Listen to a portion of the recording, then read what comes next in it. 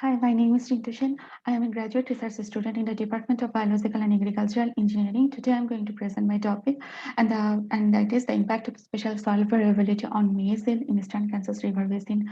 My study area is in Eastern Kansas River Basin, and the area consists of total 17 counties. We all know that weather and soil have important impact on crop production.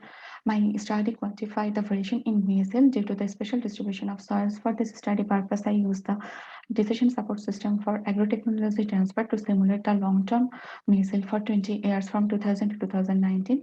There are two main objectives of my study. That was to calibrate the desert model for assessing the impact of spatial soil variability on maize yield and mapping the yield variation to identify the maize growing areas in the Eastern Kansas River Basin. There are several data sources I used for this purpose. The first, for example, for climate data, I used the GridMap data. For soil data, I used Sarco database. For mapping, I used ArcGIS 10.8. There are several methods involved in this procedure. For example, I calibrated the desert model based on the observed yield from USGNS, and for this purpose, I adjusted the soil fertility factor. Then the Gen calculator developed the 5 coefficients for this maize variety. And finally, the research was run under seasonal analysis for rainfall condition. The performance of the model was evaluated by using statistical analysis, including RMSE and t-stat value. And RGS 10.8 was used to create the yield variation map. For this purpose, I used the CDL crop layer for identifying the specific corn growing area in Addison and Brown County. I downloaded this and clipped the data from Sarco according to the CDL layer.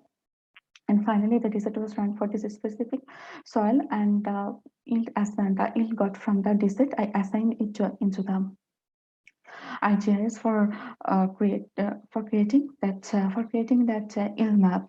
The first pie chart showing the variation of different kinds of soil, and according to the pie chart, it is clear that Kennebec silt loam, Muscota silt clay loam, and Reading silt loam are the most prominent soil in Addison and Brown County. The table stands for the soil fertility adjusted soil fertility factor, which I got after calibration, and the root mean square error and the index of agreement between average and simulated. Between the average simulated and observed yield for 20 years. The difference between the observed and simulated yield was below 16% in Addison County and below 2% in Brown County. The second table stands for the calibrated cultivar coefficients, which was developed by the Gen calculator. The following bar diagram showing the different kinds of yields for different types of soil, and from this graph, it is clear that the highest yield for Addison County was 11,987 kg per hectare for Kennebec silt loam, and the lower yield also observed as 6,023 kg per hectare for Mayberry clay loam. For Brown County, the higher yield was observed as 11,288 kg per hectare from Kennebec silt loam, and for lower yield, it was 5,822 kg per hectare for Olmec loam. The the map actually shows the variation of yield due to the variation of the soil, and the red color showing the lower yields and green color showing the higher distribution of yield, higher distribution of wind. That white color for each county actually representing that there was no yield for this specific region.